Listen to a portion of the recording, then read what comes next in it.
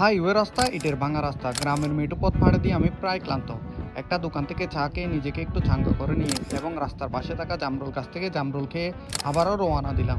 Finally আমি চলে এসেছি আমার কাঙ্ক্ষিত গন্তব্যে। লাল রঙের এই স্থাপনাটি মূলত একটা মুঘল আমলের মসজিদ। মুঘল আমলে নির্মিত এই মসজিদটি 1800 শতকের শেষ দিকে প্রতিষ্ঠিত হয় বলে ধারণা করা হয়। মসজিদটি দ্বিতল বিশিষ্ট এবং 3টি গম্বুজ দ্বারা শোভিত। মধ্যের গম্বুজটি সবচেয়ে বড়, যার ভেতর অংশ রয়েছে দৃষ্টিনন্দন কারুকার্য। এই মসজিদে প্রবেশের জন্য 3টা দরজা থাকলেও বর্তমানে একটা দরজায় খোলা রাখা হয়। মসজিদটি 2 তলা বিশিষ্ট হলেও এখন নামাজ পড়া হয় শুধু 2য় তলায়। মোটামুটি 2 সারিতে একসাথে 50 জন মানুষ নামাজ আদায় করতে পারবেন। এই মসজিদটি স্থানীয় জমিদার হায়াত মাহমুদ প্রতিষ্ঠা করেন। তিনি ব্রিটিশ শাসনের বিরুদ্ধে বিদ্রোহ করার কারণে প্রিন্স অফ ওয়েস্ট দ্বীপে নির্বাসিত হন।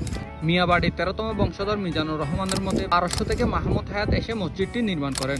মসজিদটি স্থাপনের পাশাপাশি দিঘিও খনন করেন, একটা মসজিদের সামনের দিকে, অপরটি মসজিদের পিছনের দিকে, যার কারণে স্থাপনার চারপাশটা আরো সুন্দর হয়ে উঠেছে। এই এলাকা শাসন করার পাশাপাশি তিনি ধর্ম প্রচারও করেন বলে জানা যায়। প্রায় দীর্ঘ 16 বছর পর দেশে এসে এই মসজিদ নির্মাণ করেন।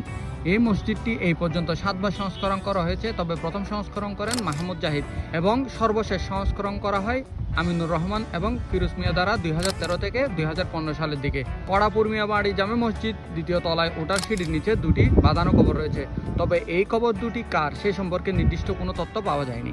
স্থানীয় বাসিন্দারাও এই বিষয়ে নিশ্চিত নন, তবে ধারণা করা হয় একটা কবর হায়াত মাহমুদ আর বাকি কবরটি তার পরিবারের কোনো সদস্যের।